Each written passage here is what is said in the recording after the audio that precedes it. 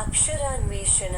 అక్షరాన్వేషణ అనబడు ఈ శీర్షికలో మీరు ఈ చిత్రము మధ్యనున్న రెండక్షరములతో నాలుగక్షరముల తెలుగు పదములను సృష్టించవచ్చును. అందులకు అవసరమైన ఆధారములు పట్టికకు ఇరువైపులా తెలుగు మరియు ఇంగ్లీష్ భాషలలో ఇవ్వబడియున్నవి. మీరు చేయవలసిన పని ఏమనగా ఆ 4 పదముల చివరి రెండక్షరములేమిటో ఆ ఆధారముల ద్వారా తెలిసికొని చుట్టూనున్న 4 ఖాళీ గళ్లలో 2 నిముషములలోగా నింపండి.